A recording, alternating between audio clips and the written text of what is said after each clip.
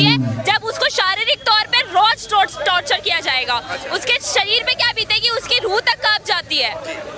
کیا کہہ کے مطلب کہ کہا جا رہا ہے کہ اس میں اللہ اکبر کہہ کے اللہ کا نام لے کے لڑکیوں کو بہلا پھسلا کے ان کے ساتھ میں بلاತ್ಕಾರ کیا جا رہا تھا. بالکل اس میں اسلام کی سچائی بتائی گئی ہے, اللہ کی سچائی بتائی گئی ہے. ایسا کون سا بھگوان ہے, ایسا کون سا اللہ ہے جو آپ کو یہ آدیش دیتا ہے کہ جا کے لڑکیوں کی روح تک کو چھین دو. ہمارے شری رام تھے جو اپنی پتنی کی عزت بچانے کے لیے شری لنکا تک چلے گئے تھے اپنی سیتا کو واپس لانے کے لیے, اور آپ کے اللہ لڑکیوں کی عزت کو ایسے بیچنے کے لیے کہتے ہیں. شرم آتی ہے مجھے اسلام دھرم کے اوپر. سورہ مومنون کی شروع کی آیات میں اللہ تعالیٰ نے جنت الفردوس کی کچھ صفات بتائی ہیں. اگر ان میں سے اگر کوئی ایک صفت پر بھی عمل نہیں کر پاتا, اگر وہ انسان بھول کر زنا کر لیتا ہے اور بعد میں سچے دل سے توبہ کر لیتا ہے, ٹھیک ہے توبہ کر لی ہے تو پھر ٹھیک ہے توبہ. تو پھر سورہ الفرقان کی 70 نمبر آیت میں 70 نمبر کہ اگر کوئی شخص شرک سے بھی توبہ کر لے جو اس کائنات کا سب سے بڑا گناہ ہے, اور یہ واحد گناہ ہے جو قیامت والے دن معاف بھی نہیں ہوگا اگر دنیا سے توبہ نہ کی. باقی گناہ اگر بغیر توبہ کے بھی کوئی مر گیا تو اپنا عذاب بھگت کے جنت میں انشاءاللہ چلا جائے گا. سورۃ النساء کی آیت نمبر 48 اور 116 کے تحت ان اللہ لا یغفر ان یشرک بہ ویغفر ما دون ذلک لمن یشاء.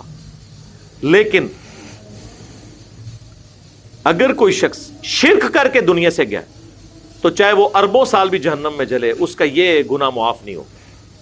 اور دنیا میں شرک سے اگر کوئی توبہ کر لے تو سورہ الفرقان کی آیت نمبر 70 میں آیا 70 نمبر میں کہ ہم اس کے گناہوں کو بھی نیکیوں سے بدل دیں گے.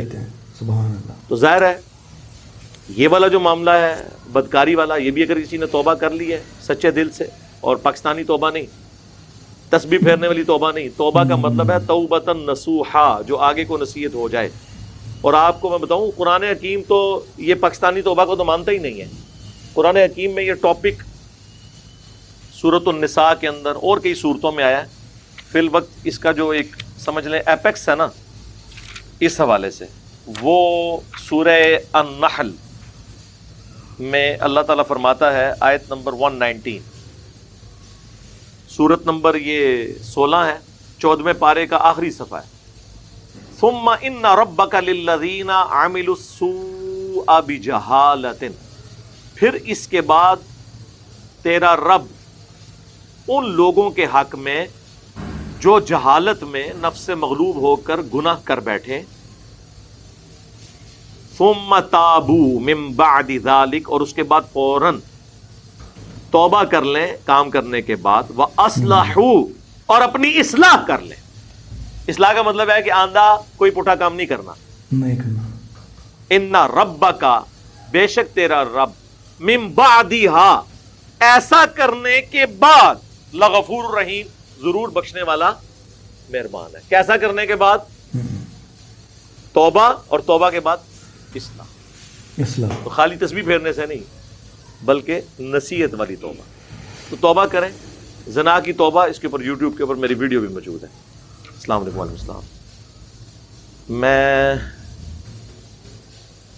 آسٹریلین یونیورسٹی میں پڑھتا ہوں, وہاں میں نظر کی حفاظت کرنا ناممکن ہے. وہاں کی لڑکیوں سے اگر ہاتھ نہ ملائیں تو برا سمجھتی ہیں, تو مجبوراً ہاتھ ملانا پڑتا ہے. ایک اور زبردست, کوئی ایسا مسئلہ نہیں. یہ تو آپ اسی طرح ہی کہہ رہے ہیں کہ جی کیا وہاں پہ عورتیں حجاب نہیں کرتی ہیں, تو حجاب کو تو برا سمجھتا ہے گورا, تو وہ یہ کہے گا کہ میں ایسی عورت کے ساتھ بات ہی نہیں کروں گا جب تک وہ اپنا حجاب نہ اتارے. یہ کون سی ڈیمانڈ ہے؟ تو آپ جس عورتیں بھی تو حجاب کر رہی ہیں. ایون جب فرانس میں حجاب پہ پابندی لگی تو میڈیکل ماسک یوز کرنے شروع کر دیے. دل بےمان تھے اجتا ٹیر, جن کا دل بےمانی میں ہو وہ بہانے کرتے ہیں. جو اللہ کی بندیاں ہوتی ہیں ان کے پاس سلوشن ہوتے ہیں. انہوں نے میڈیکل ماسک شروع کر دیا. اب تو کورونا کی برکت سے قیامت تک کوئی عورت یہ بہانہ کر ہی نہیں سکتی کہ مجھے جی پردہ کرتے ہوئے شرم آتی تھی. اب وہی بے پردہ عورتیں بھی تو چہرے کا پردہ کر کے نکل رہی ہیں نا ماسک کی وجہ سے, کیونکہ اسے دکاندار خریداری کے لیے, بینک والا اندر نہیں انٹر ہونے دے گا, کوئی جنرل اسٹور والا انٹر نہیں ہونے دے گا. اپنی دنیا کی خاطر پردہ کر لیا, اللہ کی خاطر نہیں کیا. تو یہ آپ کر سکتے ہیں, کوئی ایسا مسئلہ نہیں ہے. آپ ایک دفعہ ہی بتانا ہے نا, ہر ایک لڑکی سے تو نہیں سلام کرتے پھرنا. اپنی کلاس فیلو ہیں جتنی ایک دفعہ بتا دیں کہ مسلمز میں یہ الاؤ نہیں ہے. المعجم الکبیر طبرانی کے اندر یہ روایت موجود ہے، نبی علیہ السلام نے فرمایا کوئی شخص کسی غیر محرم عورت کو ہاتھ لگائے، اور یہ حدیث شیخ البانی نے سلسلہ حدیث صحیحہ میں بھی لی ہے، اس سے بہتر ہے کہ اس کے سر میں لوہے کی کیل ٹھوک دی جائے اگر اسے یہ عذاب پتہ چل جائے کہ کسی غیر محرم عورت کے ساتھ ہاتھ ملانے کا، اس کو ہاتھ لگانے کا عذاب کیا ہے۔ بخاری مسلم دونوں میں حدیث ہے، عورتوں سے بچو۔